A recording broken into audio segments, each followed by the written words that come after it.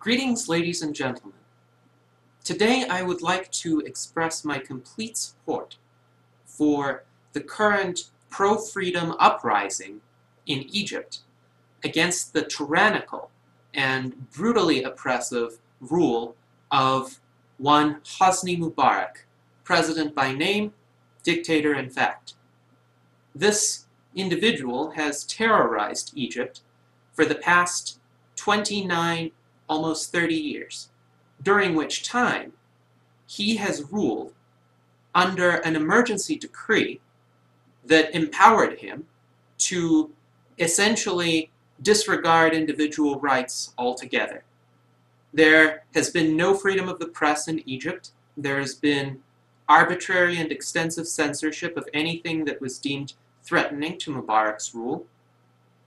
Egypt has been a police state where the police have systematically and frequently detained innocent people without trial, without even any allegation of wrongdoing, have tortured them and murdered them in many instances. Some sources cite hundreds of cases of this kind of torture occurring over the past decades.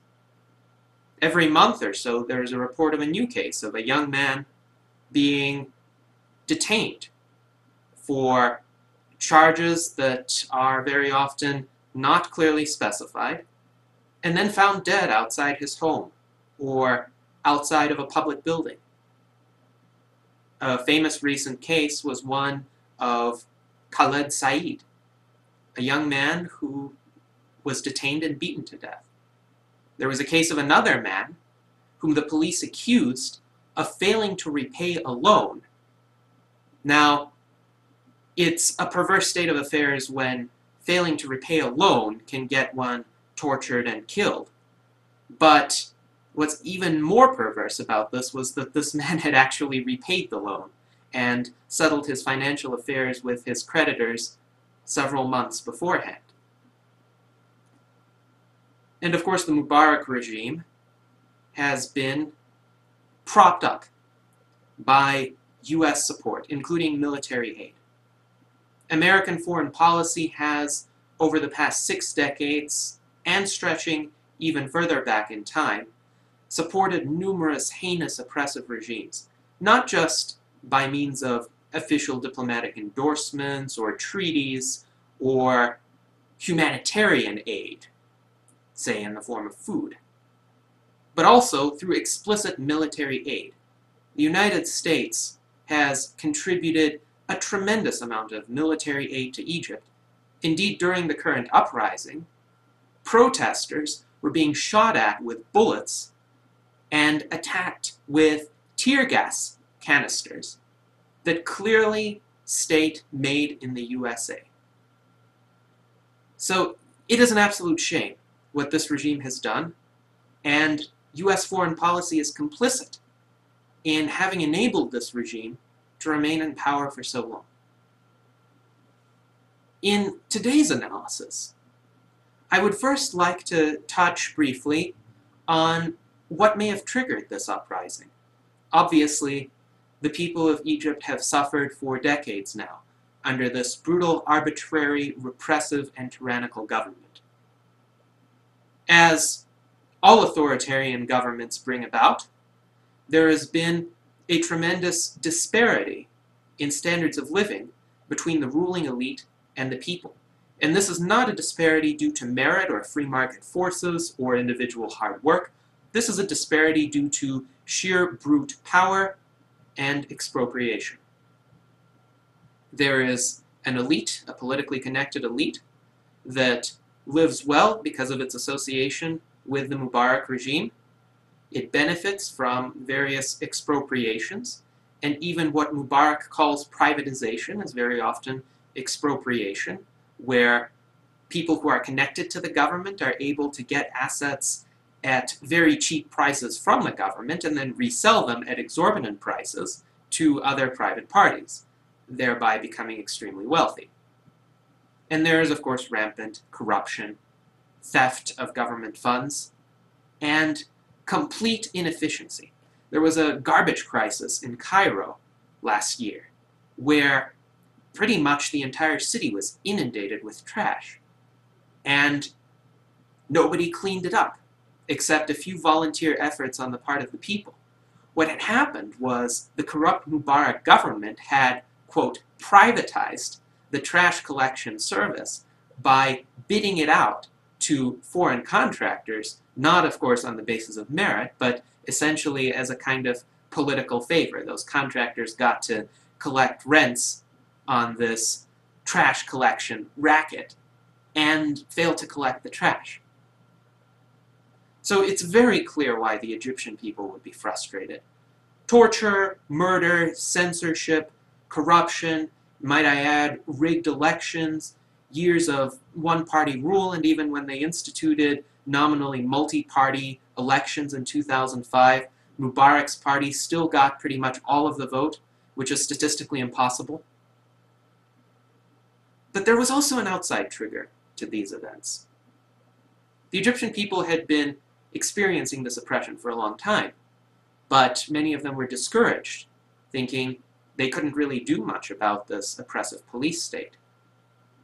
Well, recent events in Tunisia, with an uprising that started at the end of last year and ended with the ouster of the Tunisian longtime dictator, Zine El Abidine Ben Ali, I think inspired the Egyptian people to attempt a similar action.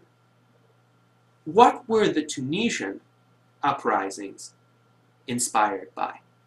Interestingly enough, there's solid evidence to suggest that it was the WikiLeaks release of US diplomatic cables.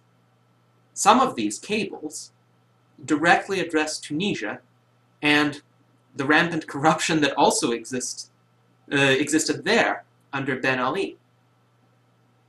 Ben Ali had also partaken in these pseudo-privatization schemes for the benefit of his family members, at the same time that there was massive poverty in Tunisia and a lot of repressive authoritarian practices on the part of the government. So these WikiLeaks cables brought into the open what many Tunisian people had been suspecting up to that time. And with this information being in the sunlight, so obvious, so conspicuous, so public, not just the grumblings of some people, but out there in document form for everyone to see, that really mobilized people into resisting this tyrannical regime, no longer putting up with it or thinking that they were powerless. And there were also some diplomatic cables from the WikiLeaks release addressing the corruption and torture and other human rights violations in Egypt. I think that also adds fuel to the protests. It's not clear yet what's going to happen in Egypt, whether or not the Mubarak regime will succeed in staving off the protesters, or whether it will collapse. I certainly hope that it will collapse. And Mubarak has attempted some feeble measures to appease the protesters, like reshuffling his cabinet, keeping most of the same people, but just assigning them different positions, hoping that the people would be too stupid to figure this out. And, of course, the people are not that stupid. When presented with the actual facts of the situation, and after having suffered from decades of authoritarian oppression under this man, they've had enough. Now, a very interesting question would be, what will replace the Mubarak regime? It's not always the case that revolutions end nicely, even when they depose a terrible, heinous government. A great historical example would be the French Revolution. The Bourbon monarchy under Louis XVI was not a pleasant regime, and it was a highly oppressive regime.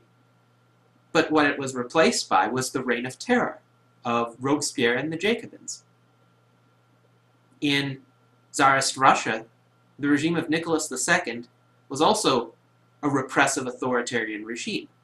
What it was replaced by after 1917 was the bloodbath of the years of Lenin and Stalin.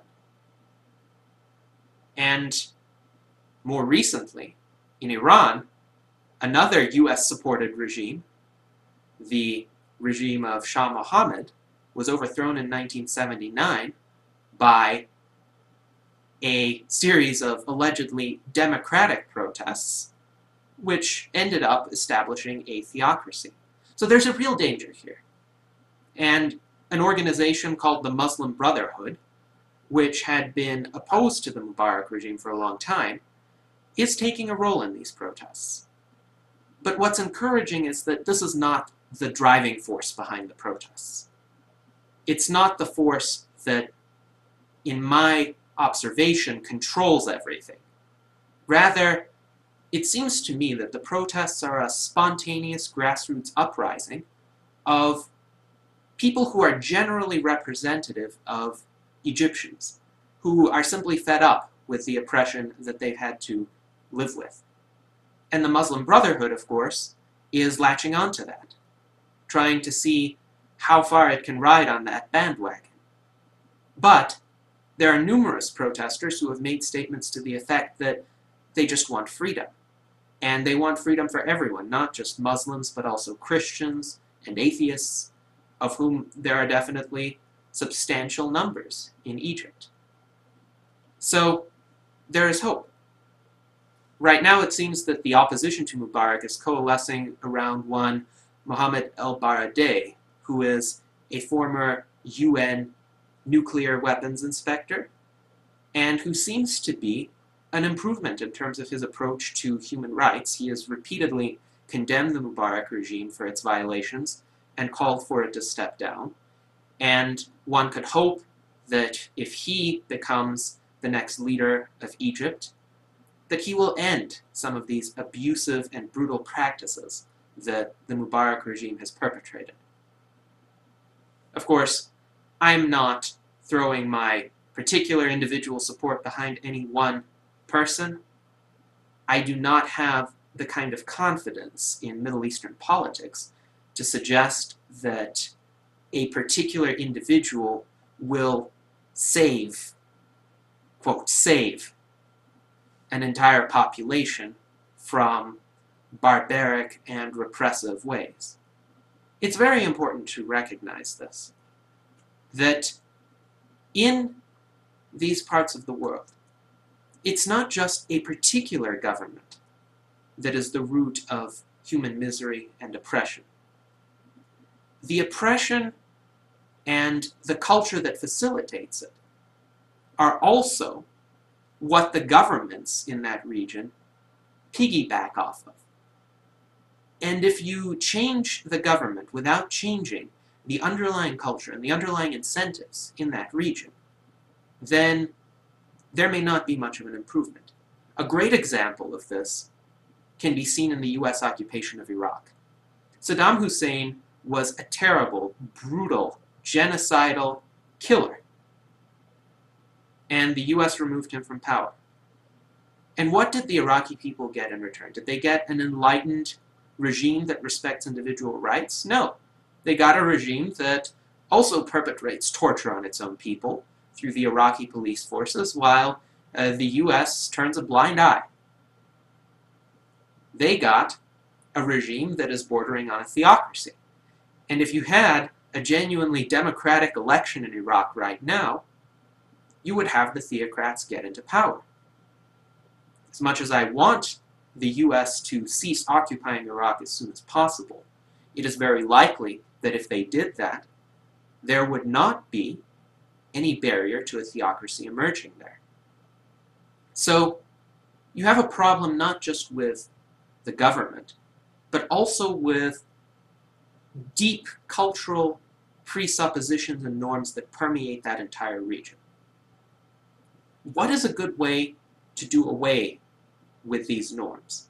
Clearly, it's not upholding these authoritarian regimes, as the US has done for decades, presumably relying on these regimes to not interfere with oil production and export in the Middle East. And as long as these regimes didn't do that, the US turned a blind eye to their oppressions. Clearly that's not the solution, because these authoritarian regimes hold back progress and hold back the kinds of cultural developments that make it possible for an enlightened society to emerge. What needs to happen is the introduction of more Western norms into Egypt, into Tunisia, into other parts of the Middle East, now that the protests have expanded into Jordan and Algeria and Yemen, to a lesser extent, places like Mauritania and Saudi Arabia and Syria. What needs to happen is that the benevolent forces of globalization and trade connect people together, people from the Middle East to people from the Western world, to people from the Far East, Japan, South Korea, China, India, and people come to realize that they have much more to gain by trading with one another than they do by hating and killing one another. Global conflict is a zero-sum game. What one party wins, the other party loses. And it's a very uncertain zero-sum game because one could always be the loser. Trade is a positive-sum game. Everyone wins. Because, by definition, if you are exchanging something of yours for something of somebody else's, you value that thing you're getting more than that thing you're giving away. This is what has uplifted the Western world, and this is what has the potential to uplift the Middle East. These protests already demonstrate the powerful effects of trade. Indeed, the internet is a product of the industrial and commercial and information revolutions that have taken place in the West over the past 200 years. And through the internet, the people in the Middle East are beginning to see a way out of their predicament. They're beginning to see, one, that human rights matter, two, that their governments are systematically violating human rights, and three, that there is a better way. That they do not need to choose between a secular authoritarian regime on the one hand or a theocratic authoritarian regime on the other.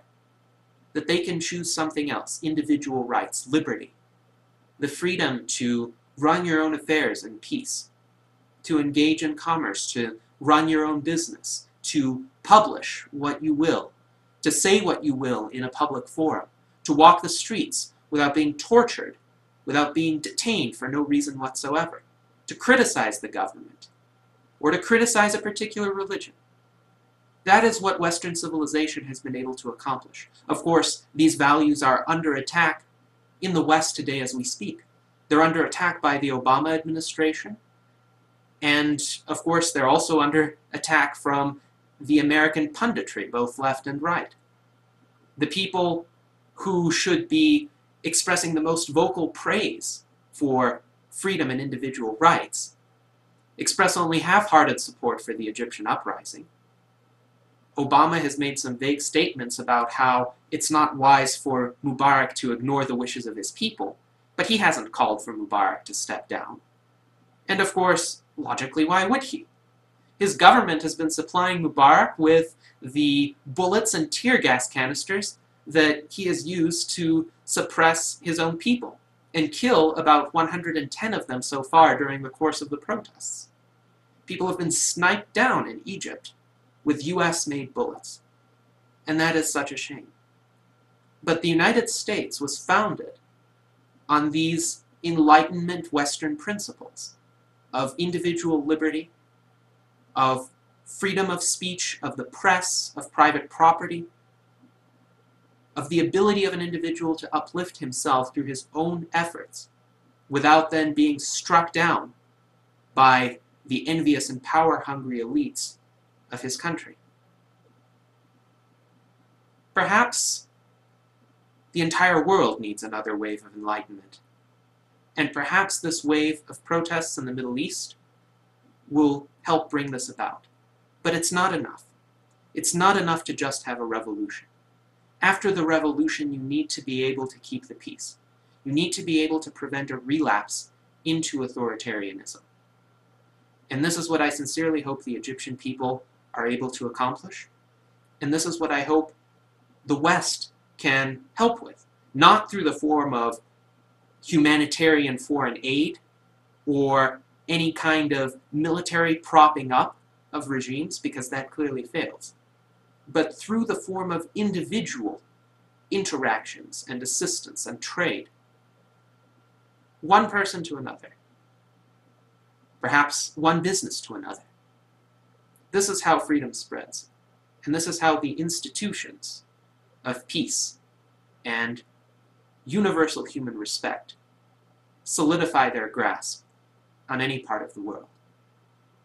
Thank you, and may the Mubarak regime fall very, very soon.